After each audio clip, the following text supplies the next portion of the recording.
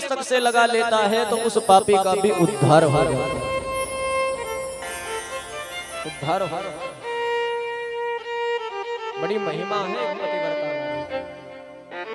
हे मैया वो धर्म ऐसे है।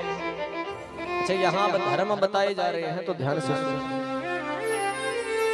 पहला धर्म बताया है भुंजात भुक्ते प्रिय पत्यो पाते व्रत परायणा तिष्ठे तस्मिन् शिवे नारी सर्वथा सती तिष्ठति। भुंजात भुक्ति प्रिय पत्यो, सबसे पहला धर्म कौन सा है? बोले सबसे पहला धर्म तो यही है कि जब तक पति भोजन ना करे तब तक एक पतिव्रता नारी को भोजन नहीं करे। वो पतिव्रता नारी को पहलो धर्म है। बाकी थे तो पालन करता होना करोगे। बोलो अपना सारे करेंगे। हाँ एक कर ताली बजा लो थार थार, बहुत ही बढ़िया।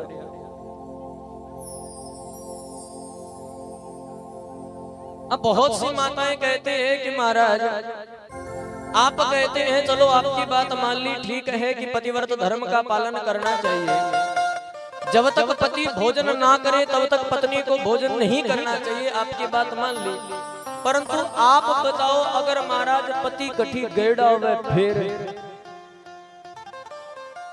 अब पत्नी की भूखी थोड़ी रहे। पर एक विचार करने की बात और है। चलो वहां तो बात फिर भी ठीक है, वहां तो नियम बता दिया। अटा नियम बताओ, मैं थाना बताऊंगा। यहाँ तो फिर भी बात चलो ठीक है, मान ली अगर पति बाहर चले गए तो नियमों का पालन कर लेंगे। परंतु आप बताओ अगर पति हो तो ठीक है, परंतु महाराज पति की जगह अगर पत्तो हुए जद के करा।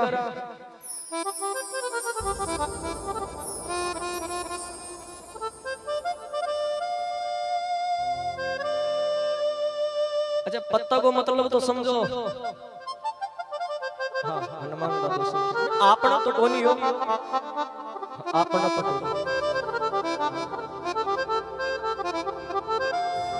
तो यहाँ नियम बताया है, ध्यान देना माता।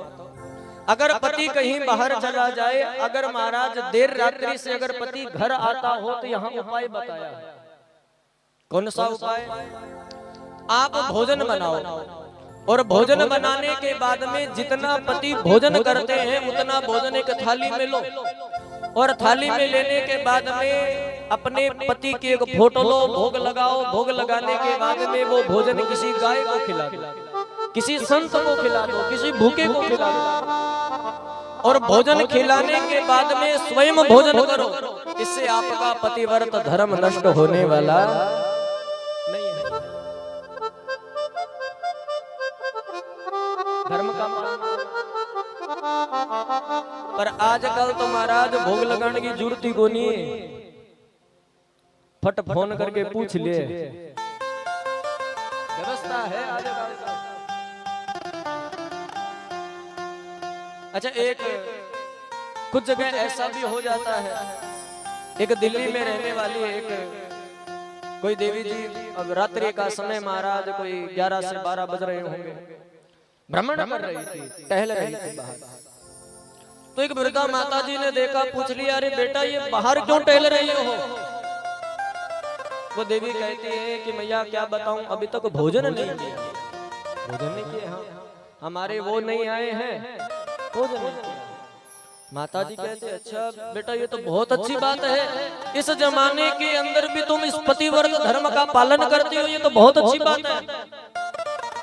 अच्छा ऐसी ही बात है ना, वो आएंगे उनको तुम भोजन कराओगे, उसके बाद तुम भोजन करोगे। वो देवी कहती है मैया नहीं ऐसी बात तो नहीं है। तो बेटा कैसी बात है? वो आएंगे भोजन बनाएंगे उसके बाद ही तो भोजन करेंगे।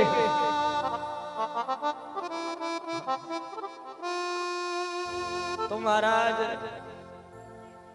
बाद में भोजन करनो को मतलब ये नहीं है कि ते रोटी आंख नो बनवाओ।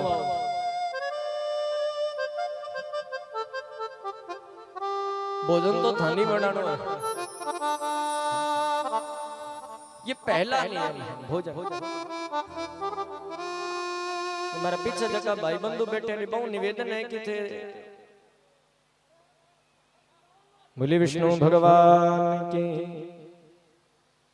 दूसरा नियम यहां बताया है शयन। क्या बताया है? शयन। जब तक पति सोए नहीं तब तक पत्नी को सोना भी नहीं चाहिए। पति के सोने के बाद शयन करना चाहिए और महाराज पति के उठने से पहले उठ जाना चाहिए। पतिव्रता नारी का दूसरा धर्म है। पति के सोने के बाद सो और पति के सोने से पहले उठने से पहले उठ जाओ, ये पतिव्रता नारी का दूसरा धर्म है। तीसरा धर्म यहां बताया है छल रहित व्यवहार करना। चौथा अलंकार रहित श्रृंगार करना। आपका श्रृंगार हो तो केवल आपके पति के लिए होना चाहिए, संसार के लिए नहीं होना चाहिए। आप अपने पति के सन्मुख जाओ तो श्रृंगार करके जाओ, अलंकृत तो होकर। परंतु विडंबना ये है कि महाराज आजकल श्रृंगार तो माताएं बहनें संसार के लिए करती है। श्रृंगार संसार के लिए नहीं, श्रृंगार तो पति के लिए करती है। अलंकार रहित श्रृंगार। अगला नियम बताया, एक पतिव्रता नारी को कभी भी अपने पति का नाम नहीं लेना चाहिए। नाम नहीं लेना चाहिए। कभी भी एक पतिव्रता नारी को अपने पति का नाम लेकर नहीं पुकारना चाहिए। ये नियम है। और आपने देखा होगा पुराने जमाने के अंदर जो माताएं बहनें हुआ करती थी वो अपने पति का नाम नहीं लेती थी। क्या लेती थी माता? नहीं लेती थी। ए जी ओ जी के महाराज काम चला लिया करते, नाम नहीं लेती थी। और यहाँ वर्णन है, जो पत्नी अपने पति का नाम लेती है उस पति की महाराज आयु घटती है, आयु कम होती है। इसलिए एक पतिव्रता नारी को कभी भी अपने पति का नाम नहीं लेना चाहिए। अगला नियम बताया, कभी भी एक पतिव्रता नारी को अपने पति को प्रत्युत्तर नहीं देना चाहिए। प्रत्युत्तर का मतलब महाराज कभी सामने नहीं बोलना चाहिए, ये नियम है। जैसे ऐसे मान लो कोई बात हो जाए, आपके पति को क्रोध आया है, गुस्सा आया है, तो आपका कर्तव्य बनता है कि थे बस हाथ जोड़ के सुनता रहो, सामने नहीं बोलना, ये धर्म है। अगला नियम बताया है रात्रि सेवा। अच्छा, नानी बाई का मायरा रामायण एक बड़ी सुंदर कथा है। आज सामने बा कथा है। जब नरसिंह मेहता अर्धरात्रि रामायण ठाकुर जी ने अरदास करे, जंगल रे रास्ता रामायण जब भगवान श्री कृष्ण अरदास करे और नरसिंह मेहता गावे, केदारो बाजार महाराज प्रार्थना करे, अरे आजा आजा रे सांवरिया, ये बात बना जा रे सांवरिया, भर जा नानी बाई रो मायरो, भर जा नानी बाई रो मायरो। आजा आजा रे सांवरिया, बात बना जा रे सांवरिया, आजा आजा रे सांवरिया, बात बना जा रे सांवरिया, भर जा नानी बाई रो मायरो, हे भर जा नानी बाई रो मायरो।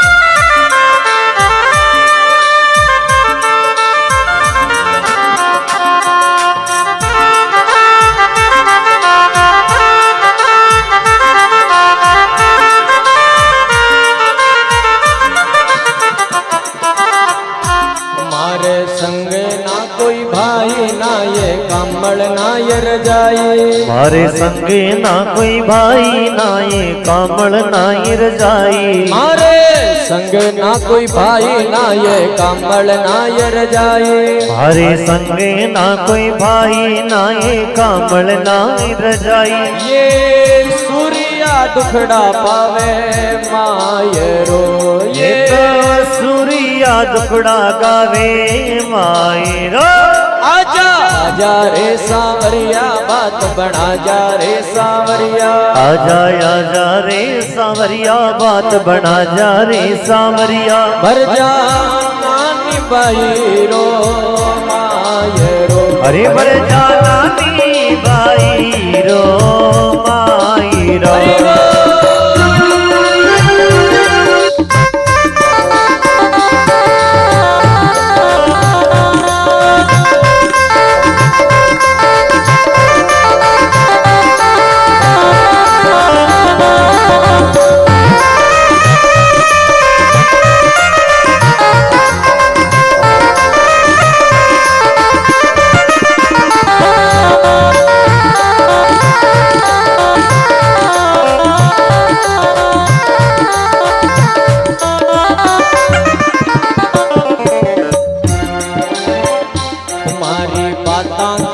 सुनावा अर्जी कीने जाय बतावा, मारी बाता कीने सुनावा अर्जी कीने जाए लगावा, मारी बाता कीने सुनावा अर्जी कीने बतावा, मारी बाता कीने सुनावा अर्जी कीने जाए लगावा, ओ मारी गाड़ी चला जा भर जा मायरो, मारी गाड़ी चला जा भर जा मायरो।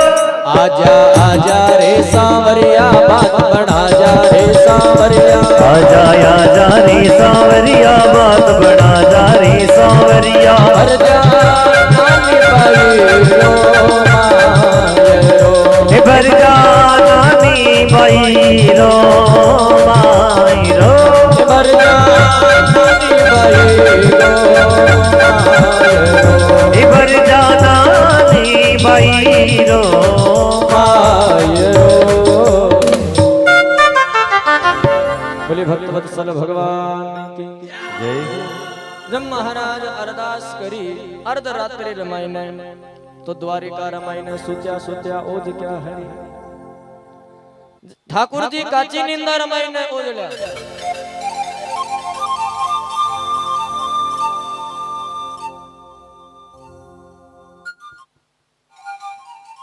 भगवान काची निंदा रमायने जब ओजल्या तो रुक्मिणी मैया दौड़ी दौड़ी आई और महाराज भगवान री आरती उतारनी शुरू की। अरे भगवान मारी सेवा में मारी पूजा में मारी अर्चना में एडी कई त्रुटि हुई थी, काची निंदा रमायने ओजल्या। कोई एक पतिव्रता नारी रो धर्म होया गया रात्रि से, अगर आपके पति देवता महाराज रात्रि में शयन करते करते अगर खड़े हो जाए तो पत्नी का दायित्व बनता है कि उनकी आरती उतारना, बाकी सेवा करनी, वो धर्म बने। बाकी थे तो करता होना, करो के ताली बजा लो तो थार खातर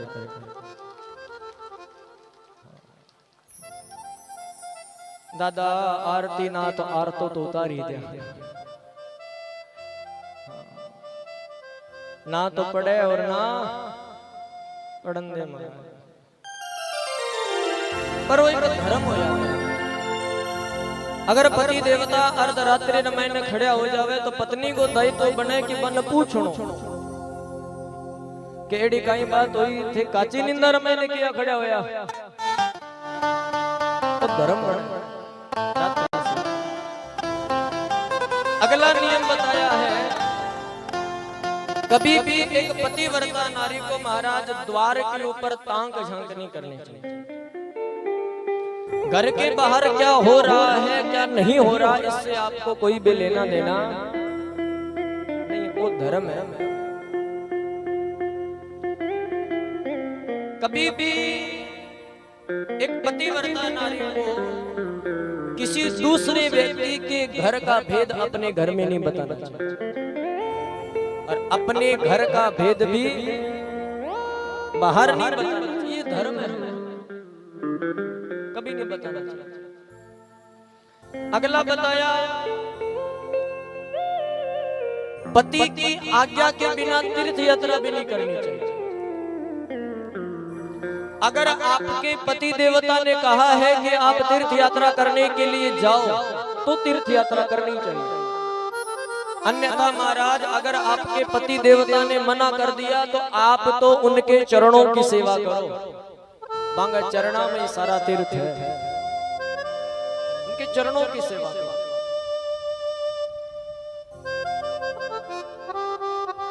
अगला नियम बताया, अच्छा वैसे तो महाराज कभी भी भोजन छोड़ना नहीं चाहिए। हमारे शास्त्र कहते हैं उतना ही लो थाली में व्यर्थ न जाए नाली में। अन्नपूर्णा मैया का कभी अपमान नहीं करना चाहिए, हमारे शास्त्र कहते हैं। परंतु अगर अनायास कभी ऐसी स्थिति आन पड़े, आपके पति देवता भोजन कर रहे हैं और भोजन करते करते उनकी थाली में भोजन बच जाए तो पत्नी का क्या दायित्व है? आप उस भोजन को महाप्रसाद समझकर ग्रहण करना। यहाँ नहीं है कि महाराज थे वो नाली में फेंक दे, नहीं, उस भोजन को महाप्रसाद समझना है और उसे ग्रहण करना है। ये नियम है। अगला नियम बताया, एक पतिव्रता नारी को सदैव अपनी मांग के अंदर सिंदूर लगाना चाहिए। क्या लगाना चाहिए? सिंदूर।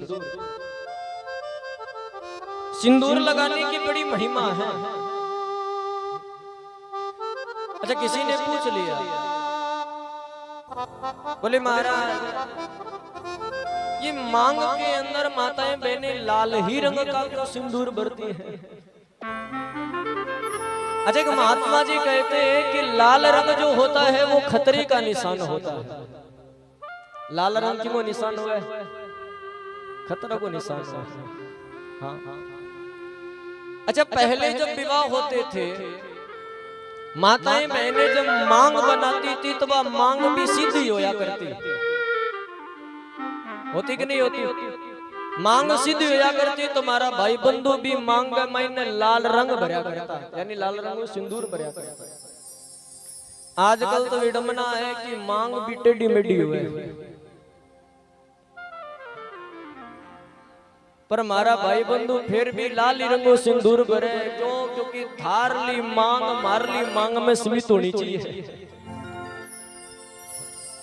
अब मारा कने रुपया हुए महाराज बस में लेके जाने वाला थे को माने हेलीकॉप्टर पर जाना है तो इन खातर लाल रंग भरा गया, लाल सिंदूर। अगला नियम बताया, एक पतिव्रता नारी को कभी भी अपने पति का अपमान नहीं करना चाहिए।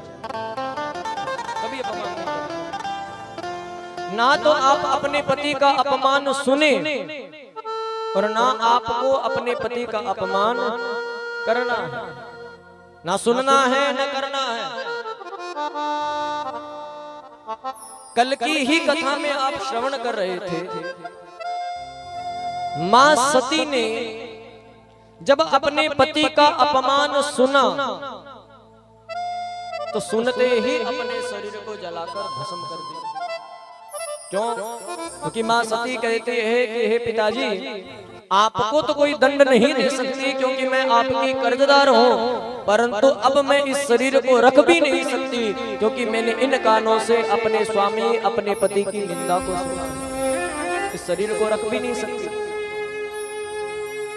इसलिए धर्म है एक पतिव्रता नारी को कभी भी अपने पति का अपमान नहीं करना चाहिए और ना ही सुनना चाहिए। ये धर्म है। अगला नियम बताया, आप जब अस्वस्थ अवस्था में हो तो आपको कुछ नियमों को धारण करना चाहिए। मंदिर नहीं जाना चाहिए, भोजन भी नहीं बनाना चाहिए, क्योंकि रसोई भी एक मंदिर है। भोजन भी नहीं बनाना चाहिए। आप तो केवल बैठकर मन मन में भगवान का जप करना है, मन मन में भगवान का नाम स्मरण करना है। 5 रात्रि बीतने के बाद में आप स्नान करो, श्रृंगार करो, और श्रृंगार करने के बाद में सबसे पहले भगवान सूर्य को प्रणाम करो, और भगवान सूर्य को प्रणाम करने के बाद में फिर आप अपने पति को प्रणाम। और यहाँ तो वर्णन है कि महाराज जब तक आप अस्वस्थ अवस्था में हो तब तक आपको अपने पति का मुख भी नहीं देखना चाहिए।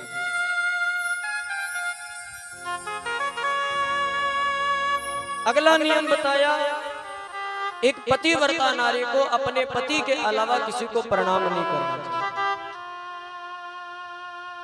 एक पतिव्रता नारी को केवल अपने पति के ही चरणों को स्पर्श करना चाहिए। आप प्रणाम करो तो केवल अपने पति के चरणों में करो, किसी दूसरे पर पुरुष के चरणों को स्पर्श नहीं करना। प्रणाम करनो है कि नहीं और तो दूर हाथ जोड़ लो। अब जिया सुबह जब प्रभात फेरी निकालन खातर आया तो मारा दिन के दिन गई माता बेड़ा सीधा यहाँ पगा में यार पड़े, तो ये धर्म नहीं है। आप दूर से हाथ जोड़कर प्रणाम करो। अच्छा, जब एक बेटी अपने पिता के पास जाती है तो क्या अपने पिता के चरणों को स्पर्श करती है? बोलो नहीं, हाथ जोड़ती है, और वो पिता अपने आप उस बेटी के सिर के ऊपर हाथ रख देते हैं। ये धर्म है। चाहे कोई ब्राह्मण हो, चाहे कोई संत हो, चाहे कोई साधु हो, आप तो केवल दूर से हाथ जोड़कर प्रणाम करो, कभी चरणों को स्पर्श नहीं करो। इससे आपका पतिव्रत धर्म नष्ट होता है अगर किसी के चरणों का स्पर्श करती है। प्रणाम करना है तो केवल आप अपने पति को, चरणों का स्पर्श करना है तो केवल आप अपने पति के चरणों का स्पर्श करो, ये धर्म है। अगला नियम बताया, एक पतिव्रता नारी को सदैव आए हुए अतिथि का आदर मान सम्मान करना चाहिए। और सबसे बड़ा धर्म कौन सा है? अतिथि देवो भव। आप अतिथि की सेवा करो, अतिथि की आज्ञा का पालन करो, ये धर्म है। ये क्या है? ये धर्म है। अतिथि की सेवा करनी चाहिए। अगला नियम बताया है, पतिव्रता नारी को सदैव अपने सौभाग्य चिन्हों को धारण करना चाहिए। जैसे मंगलसूत्र है, सिंदूर है, काजल है, नथनी है, कुंडल है, इन्हें धारण करना चाहिए। कभी भी एक पतिव्रता नारी को व्यभिचारिणी और सन्यासिनी का संग नहीं करना चाहिए। व्यभिचारिणी कौन? जो दुराचार करने वाली है, जो आपके अपने पतिव्रत धर्म से जो दूर करे, जो आपको आपके पति से दूर करे। महाराज, ऐसी स्त्री का कभी संग नहीं करें। व्यभिचारिणी और सन्यासिनी का संग कभी मत करो। अगला नियम बताया, एक पतिव्रता नारी को ऊंकली है, दहेली है, आंगन है, इनमें कभी नहीं बैठना चाहिए। ऊंकली पर नहीं बैठना चाहिए, दहेली पर। आजकल तो दहेली हो ही कोई नहीं, पुराने जमाने में होती थी। हाँ, सिद्ध ही हो। दहेली पर नहीं बैठना चाहिए। और तीसरा, आंगन। आंगन में भी महाराज सीधो नहीं बैठना चाहिए।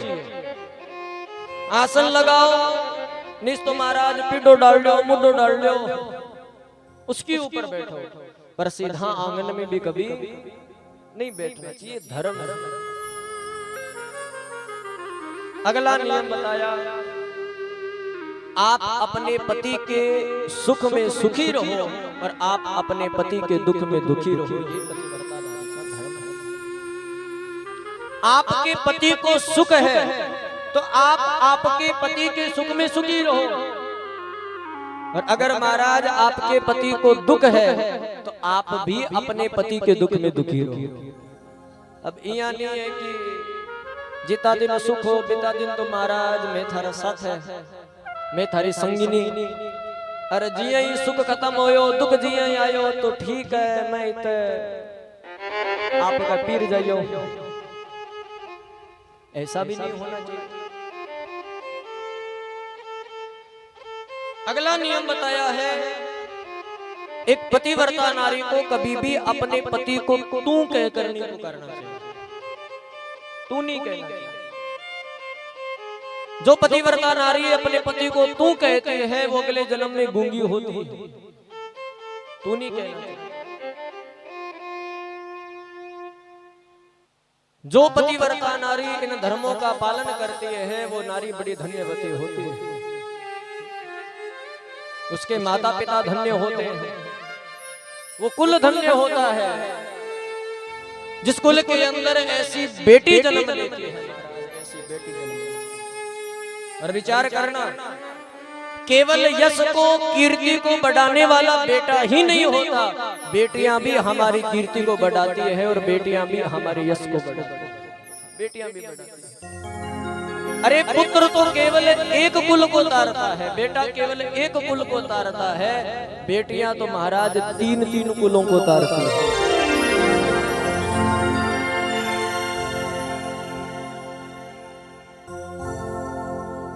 तीन कुलों को। अच्छा एक बात का विचार करो, आप बताइए हिमाचल जी और मां मैना के पुत्र का क्या नाम है? पता है? बोलो बोलो नहीं पता। हिमाचल और मां मैना की बेटी का क्या नाम है?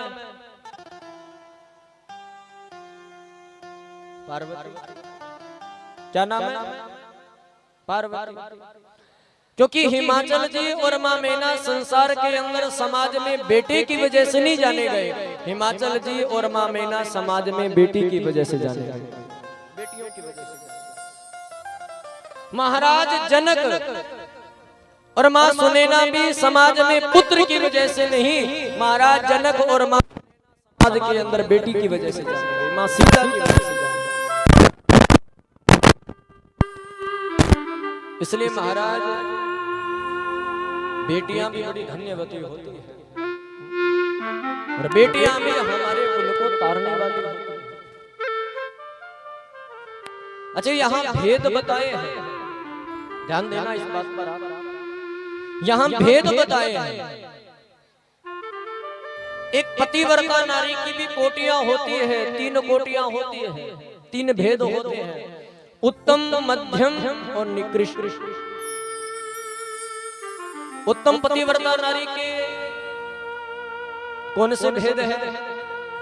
तुलसीदास जी भी यहाँ वर्णन करते हैं।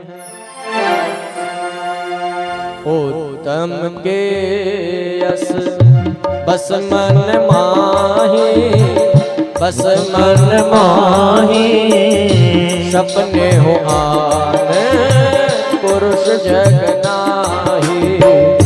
सिया राम जय राम, जय जय राम, जय जय राम, सिया राम जय राम, जय जय राम।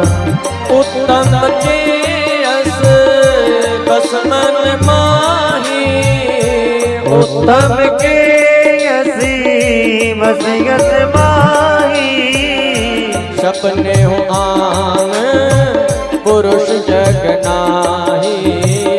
सपने हो आई पुरुष जग नाही। सिया राम जय राम, जय जय राम, जय जय राम, सिया राम जय राम, जय जय राम। बोले भक्त वत्सल भगवान की जय हो। उत्तम के यस बस मन माही, सपने हो आन पुरुष जग नाही। जो स्वप्न के अंदर भी किसी पर पुरुष के बारे में विचार ना करे वो नारी उत्तम पतिव्रता नारी होती है, वो उत्तम पतिव्रता नारी। दूसरा मध्यम पतिव्रता नारी। मध्यम कौन है? जो एक परपुरुष के साथ केवल 3 संबंध निभाए, परपुरुष को केवल 3 दृष्टि से देखे। अपने से जो बड़े हैं पिता, अपने से जो बराबर में है भ्राता यानी कि भाई, और अपने से जो छोटे हैं पुत्र समझे। इसी बात को तुलसीदास जी लिखते हैं, मध्यम परपति देखहि कैसे, मध्यम परपति देखहि कैसे, भ्राता पिता पुत्र सम जैसे, भ्राता पिता पुत्र सम जैसे, सिया राम जय राम, जय जय राम, जय जय राम, सिया राम जय राम, जय जय राम। भ्राता पिता पुत्र सम जैसे। जो 3 दृष्टि से किसी परपुरुष को देखे, जिसके साथ परपुरुष के साथ जो 3 संबंध निभाए, वो मध्यम पतिव्रता नारी है। और तीसरी होती है निकृष्ट, जो आसक्ति आने के बाद भी समाज के भय से, कुल के भय से उसका त्याग कर देते हैं, वो निकृष्ट पतिव्रता नारी है। परंतु उत्तम के असबस मन माही, सपने हो आन पुरुष गनाही। श्रेष्ठ अगर कोई पतिव्रता नारी है तो वो उत्तम पतिव्रता, उत्तम पतिव्रता। और एक विचार करना,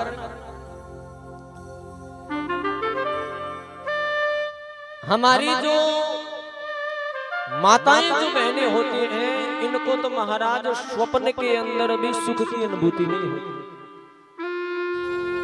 क्यों? क्योंकि ये पराधीन होती है। क्या होती है? पराधीन, पराधीन सपने हो सुगना। और जो पराधीन होता है उसे स्वप्न के अंदर भी सुख की अनुभूति नहीं होती। पराधीन कैसे है? जन्म हुआ, जन्म होने के बाद में 1 वर्ष से लेकर 20 वर्ष तक माता पिता के अधीन रही। अब तुम्हारा जैसा माता पिता कहते हैं वैसा करना पड़ता है। 20 वर्ष के बाद में जब विवाह हो गया तो पति के अधीन हो गई। अब तो जैसा पति कहते हैं वैसा करना पड़ता है। और जब वृद्धावस्था आई, जब बूढ़े हो गए, तब बेटा अधीन हो गया। अब तुम्हारा जैसा पुत्र कहता है वैसा करना पड़ता है। पराधीन है और पराधीन सपने हो सुखना है। स्वप्न के अंदर भी सुख की अनुभूति नहीं होती। और बहुत सी माताएं तो कहती है कि महाराज ये सारे नियम, ये सारी मर्यादाएं हमारे लिए ही क्यों हैं? खातर कोई नियम को नहीं है। ये सारी मर्यादाएं हमारे लिए ही क्यों हैं? अच्छा विचार करना माताओं, समाज में, संसार के अंदर आपकी भूमिका ज्यादा है। पुरुषों की बजाय आपकी भूमिका समाज में ज्यादा है। और जिसकी जितनी भूमिका होती है उसके लिए उतनी ही मर्यादा होती है। जैसे आप उदाहरण के माध्यम से मानकर चलो, देश के जो प्रधानमंत्री हैं उनकी भूमिका समाज में ज्यादा है कि नहीं? तो उनकी भूमिका समाज में ज्यादा है तो महाराज उनकी मर्यादा भी ज्यादा है। वो हमारी तरह स्वतंत्र नहीं है, परतंत्र है। हम तो महाराज जहां मन आए वहां कुछ खा सकते हैं, वो ऐसे कुछ खा भी नहीं सकते। पहला चेक हुए बिन बाद में मांगने की जावे खान खाते। वो परतंत्र है, स्वतंत्र नहीं है। उसी प्रकार से पुरुषों की बजाय समाज के अंदर आपकी भूमिका ज्यादा है। क्यों? क्योंकि एक संतति का, एक पुरुष का, एक बेटी का निर्माण करने वाली आप है, आपकी भूमिका ज्यादा है, तो इसके लिए आपके नियम, आपकी मर्यादा भी ज्यादा है। अच्छा, दूसरी बात, आपके लिए ही नियम क्यों है? इसका कारण क्या है? एक बात का विचार करो। आपने कभी हीरा देखा है? हीरा, हीरो देखोगे के माताओ? कौन देखोगे? सुना तो होगा, सुने दो। सुनार के पास होता है हीरा, उस हीरे की बड़ी कीमत है, बड़ा अनमोल है हीरा, है कि नहीं? और सुनार उस हीरे को बड़ा सार संभाल कर रखता है, अनेक तिजोरियों के भीतर रखता है उस हीरे को, क्योंकि बड़ा अनमोल है। उसी प्रकार से आप भी अपने माता पिता का हीरा है। हीरा क्या है? हीरा। जैसे एक जुहारी, जैसे एक सुनार, जैसे एक जौहरी उस हीरे को सार संभाल कर रखता है, उसी प्रकार से एक माता पिता भी आपको सार संभाल कर रखते हैं, नियमों में, मर्यादाओं में रखते हैं। परंतु एक विचार करो, अगर हीरे पर दरार आ जाए तो क्या उस हीरे का कोई मोल रहता है? बड़ा अनमोल है हीरा, परंतु अगर उस हीरे पर दरार आ जाए तो उस हीरे की कोई कीमत रहने वाली नहीं है। इसलिए आपके लिए भी मर्यादा है, आपके लिए भी नियम बने हुए हैं।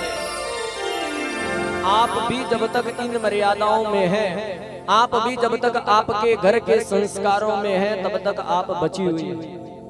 और जिस दिन आप अपनी मर्यादाओं का उल्लंघन कर देंगे, जिस दिन आप अपने घर के संस्कारों का उल्लंघन कर देंगे, उस दिन तो रावण एक था, आज तो रावण गली गली में घूम रहा है हरण करने। इसलिए आपका दायित्व बनता है कि आप अपने संस्कारों का पालन करें। और बात रही हमारे भाई बंधुओं की, तो थारी गाडर देखिए गे। हाँ,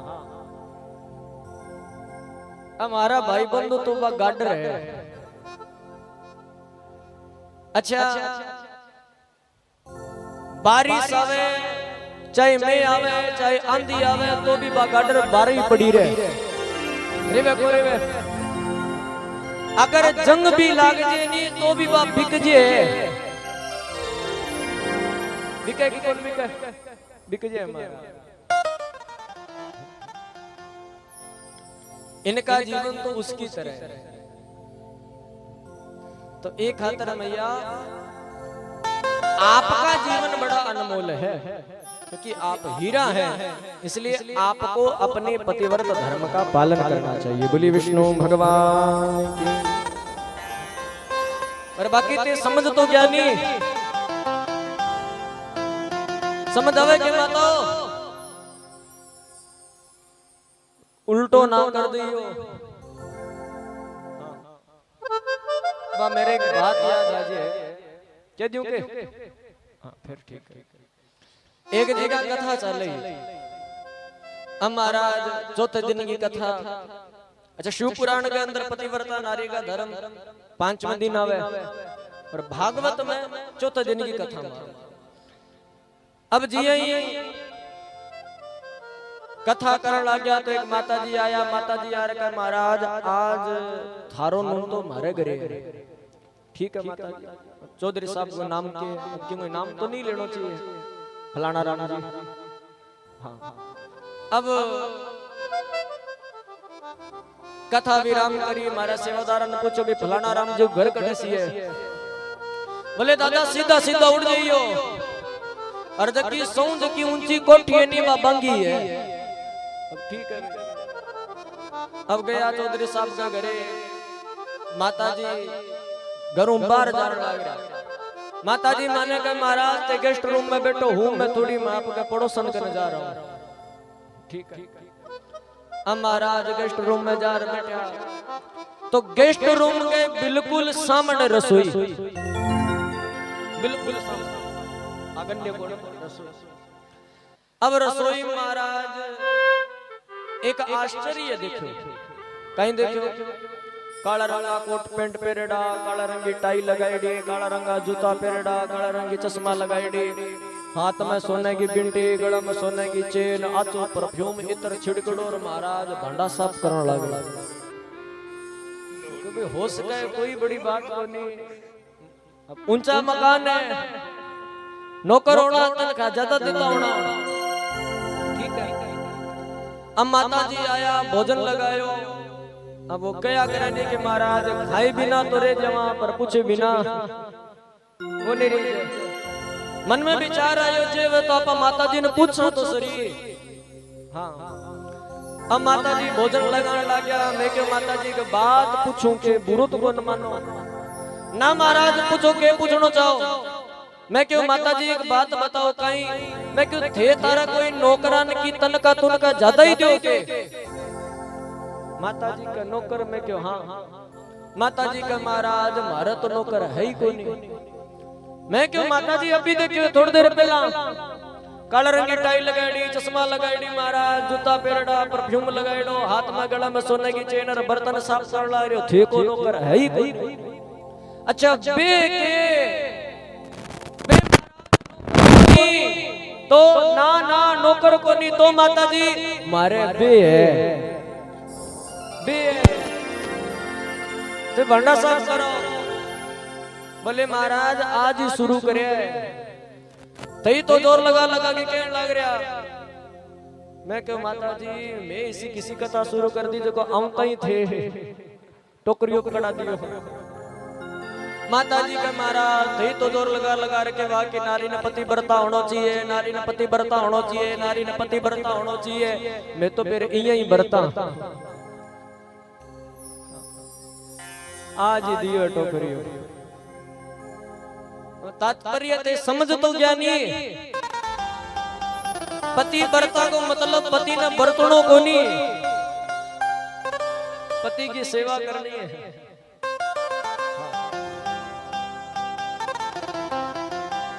बोले विष्णु भगवान की।